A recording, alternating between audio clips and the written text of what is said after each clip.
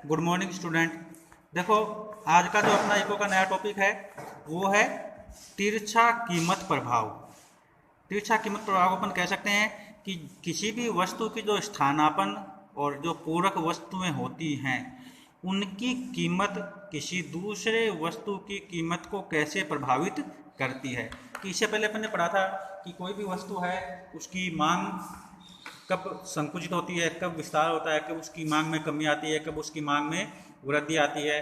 तो ये भी तो अपन ने उसी वस्तु के संबंध में पढ़ा था। और आज अपन पढ़ेंगे कि जो इसकी सहायक या स्थानापन्न या जो पूरक वस्तुएं हैं वो कैसे एक वस्तु की मांग को प्रभावित करती हैं। आज के टॉपिक में अपने को इस विषय पर पढ़ना है। सबसे पहले अपन देखें कि प्रतिस्थापन वस्तु की कीमत के संबंध में एक वस्तु की मांग है ना। कि प्रतिस्थापन वस्तु मैंने बताया था कि वो होती है जिसमें अपन एक वस्तु का क्या कर सकते हैं, दूसरी वस्तु से उसको रिप्लेस कर सकते हैं। एक के स्थान पर अपन दूसरी वस्तु को काम में ले सकते हैं ना। जैसे माना कि चाय और कॉफ़ी है, दोनों क्या है, प्रतिस्थापन वस्तु हैं। अब मान लो चाय की कीमत में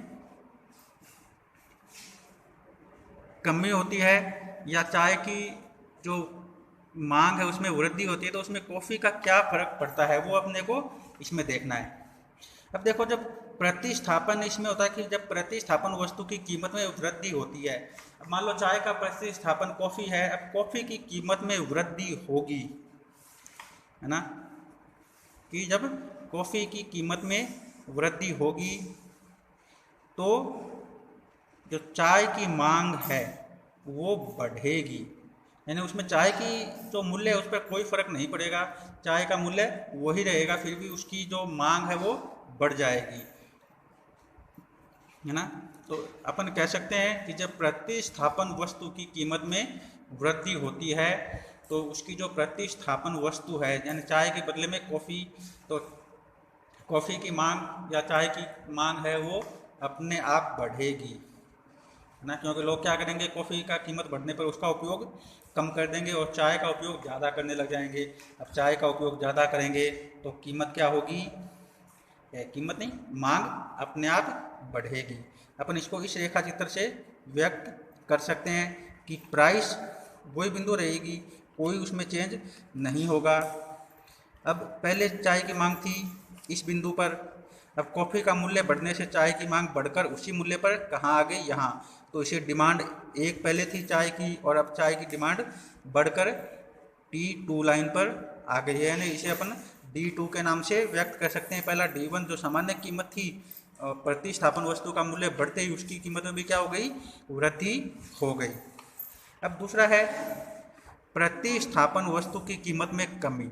अब उसी उदाहरण को अपन देखें कि चाय और कॉफ़ी का मूल्य तय है और उसमें से अगर कॉफ़ी का मूल्य अचानक कम हो जाए है ना, तो क्या होगा कि यदि कॉफ़ी की कीमत कम हो जाती है तो आप चाय के स्थान पर कॉफ़ी का प्रतिस्थापन करेंगे, यानी हम कॉफ़ी का उपयोग करने लग जाएंगे और वहाँ क्या होगा, उसी मूल्य पर उसकी कीमत क्या हो जाएगी, कम हो जाएगी, नैन उसकी मांग कम हो जाएगी। क्यों, लोग कहाँ चले जाएंगे, कॉफ़ी का उपयोग करना शुरू कर देंगे। तो बात वापस जहाँ अपन ने कल जो उदाहरण देखा था उसी उदाहरण पे आके रुकती है कि कीमत कम होने पर या कीमत स्थिर रहने पर भी उसकी मांग क्या होती है, या तो कम होती है या बढ़ती है। तो इसे अपन इस रेखा चित्र के द्वारा, जो उल्टा रेखा चित्र बनाएंगे उसके द्वारा इसको व्यक्त कर सकते हैं कि पहले मांग यहाँ थी है ना और अब घटकर यहाँ आ गई, कीमत वही रहेगी, कीमत पर कोई प्रभाव नहीं पड़ेगा है ना।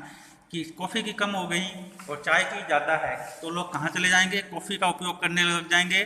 तो स्वतः ही जो चाय की मांग है वो क्या हो जाएगी, कम हो जाएगी। यानी इसे अपन कहाँ बताएंगे, पहले जो सामान्य थी वो D1 और फिर जो घट के आई वो D2 के नाम से इसे व्यक्त करेंगे। अब इसके बाद में देखो, ये तो हो गई स्थानापन्न वस्तु। अब बात आती है पूरक वस्तुओं की। तो पूरक वस्तु में भी वही है कि यदि पूरक वस्तुओं की मांग में कोई कमी या वृद्धि होती है तो अपना जो ग्राफ है वो कहाँ खिसकेगा। अब देखो, पूरक वस्तुएं क्या होती है कि मान लो कार और पेट्रोल क्या है, दो पूरक वस्तु मैंने पहले बताया था कि कार पेट्रोल है, पेन स्याही है ये क्या मानी जाती है, पूरक वस्तुएं मानी जाती हैं कि इन दोनों का उपयोग अपन एक साथ करते हैं, एक के बिना दूसरी पूरी नहीं होती।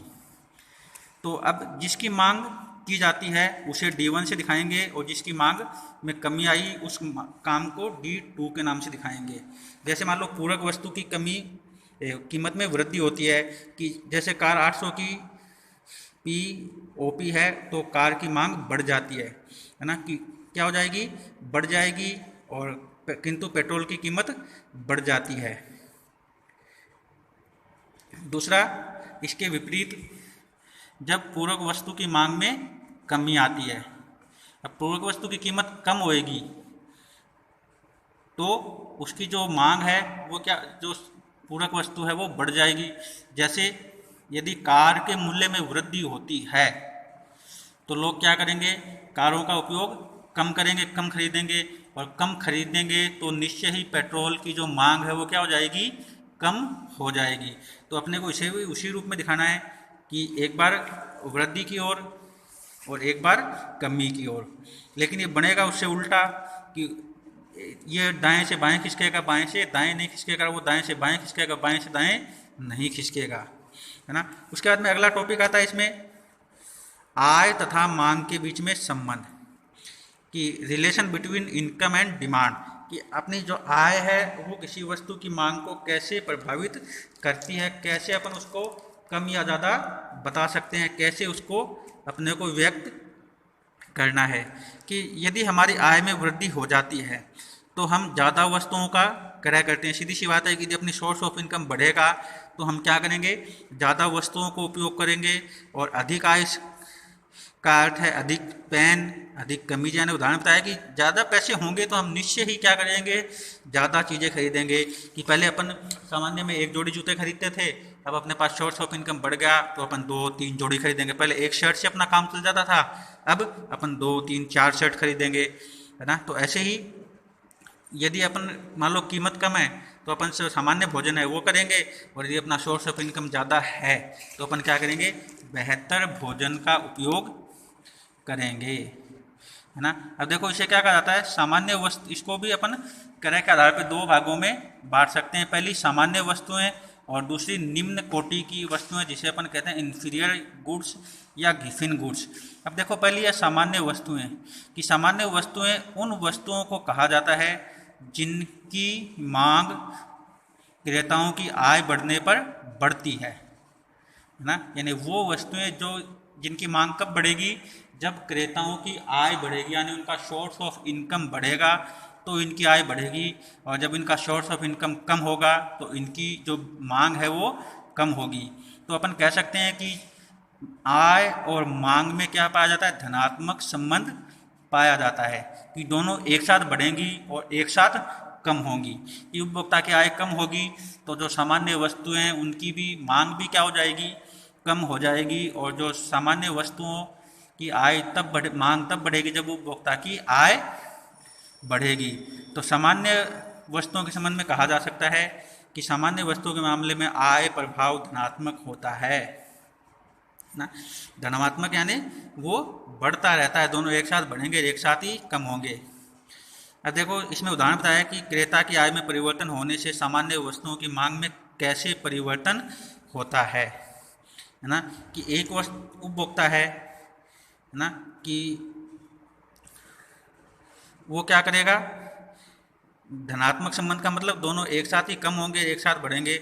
अब इस उदाहरण को अपन देखें, सिंपल सा उदाहरण है, कोई ज़्यादा डिफ़िकल्ट मेथड इसमें नहीं अपने को लगाना, बिल्कुल सिंपल सा रखना है। कि उपभोक्ता की आय बता रखी है ना, कि ये उसकी जो मिड बिंदु है, ये वाला जो ए बिंदु है, यहाँ अपन क्या मानेंगे, उसकी सामान्य आय मानेंगे। क्या मानेंगे, सामान्य आय। अब सामान्य आय में नीचे अपने को वस्तु की मांग दिखानी है, यहाँ कीमत है, तो अपन कोई भी एक कीमत तय करेंगे, किसी भी एक बिंदु पर उसकी कीमत तय की। अब ये सामान्य आय पे वो मान लो डिमांड इसकी यहाँ है, कि ठीक है, अपने को व्यक्त करनी है कि सामान्य कीमत पे वो इतनी वस्तुओं का उपयोग कर रहा है। अब जब उसकी आय बढ़ेगी तो उसका उपभोग बढ़ेगा, और जब आय कम होगी तो उसका उपभोग है वो घटेगा। ना। जब उपभोग घटेगा तो वो कम वस्तुओं का क्रय करेगा, और जब उपभोग बढ़ेगा तो वो क्या करेगा, ज़्यादा वस्तुओं का उपभोग करेगा। तो इस रेखा चित्र से अपने को क्या दिखाना है, जो सामान्य वस्तुएं हैं उनमें जो आय का धनात्मक संबंध है, उस संबंध को अपने को इसमें व्यक्त करना है कि दोनों समान रूप से चलते हैं, एक साथ चलेंगे, दोनों में कोई बदलाव नहीं होगा। फिर अगला है निम्न कोटि की वस्तुएं, कि कुछ वस्तुएं ऐसी होती हैं जिनमें क्रेताओं की आय बढ़ने पर उनकी मांग घटती है, यानी इनमें ऋणात्मक संबंध पाया जाता है कि आय बढ़ेगी तो मांग कम होगी और आय कम होगी तो मांग बढ़ेगी। तो इसे अपन कहते हैं ऋणात्मक संबंध, यानी उल्टा संबंध। और ये जो सामान्य से वस्तुएं हैं उनसे जो निम्न स्तर की है उनका है, जैसे जिनकी कीमत कम हो, मान लो 2 रुपये वाला पेन है, या बिना ब्रांड के जूते हैं, या बिना ब्रांड के कपड़े हैं। वो मान लो अपने पास सोर्स ऑफ इनकम नहीं है तो अपन साधारण जूते हैं 200-300 रुपये के, वो भी खरीदेंगे, पहनेंगे, और वही अपने लेकर रहेंगे, बेस्ट ऑफ बेस्ट रहेंगे। और अपनी सोर्स ऑफ इनकम बढ़ेगा तो अपन क्या करेंगे, उन जूतों का उपयोग बंद कर देंगे, फिर वो अपने लिए क्या हो जाएंगे, घटिया हो जाएंगे, है ना। तो इसको एक रेखा चित्र के द्वारा व्यक्त किया जाता है। वही रेखा चित्र है ना, कि आय बढ़ेगी, है ना, और आय कम होगी। तो वो क्या होगा, जब उन पे उल्टा फर्क पड़ेगा, उनमें विपरीत, इसको अपने को दिखाना है कि मांग पहले यहाँ से यहाँ आई और सोर्स ऑफ इनकम बढ़ेगा तो मांग घट के उल्टी हो जाएगी। फिर है उपभोक्ता की रुचि और प्राथमिकताओं के आधार पर मांग में जो परिवर्तन होता है वो अपन किस तरह से व्यक्त करेंगे। तो सबसे पहले किसी व्यक्ति की पसंद या नापसंद, यानी इससे भी किसी वस्तु की मांग पर सीधा प्रभाव पड़ता है कि मान लो एक वस्तु मेरे को पसंद है, आपको पसंद नहीं है, तो मैं उसको कम खरीदूंगा, मेरे लिए उसकी मांग कम है और आपके लिए उसकी मांग ज़्यादा हो सकती है। दूसरा फैशन तथा रुझान, कि वर्तमान में जो फैशन का स्तर है, ग्राहकों की रुचि है, वो दिनों दिन बदलती जा रही है, तो ऐसी परिस्थिति में भी वस्तु की मांग कम ज़्यादा हो सकती है। तीसरा अपने वही पढ़ा था, जलवायु संबंधी जो परिवर्तन है वो भी क्या करते हैं, वस्तु की मांग को प्रत्यक्ष रूप से प्रभावित करते हैं। और इसके संबंध में अपने को इस तरह का एक सिंपल सा डायग्राम बनाना है। तो ये डायग्राम भी वही बताता है कि कैसे उसकी सोर्स ऑफ इनकम या पसंद या नापसंद एक वस्तु की कीमत को या उसकी मांग को प्रभावित करते हैं।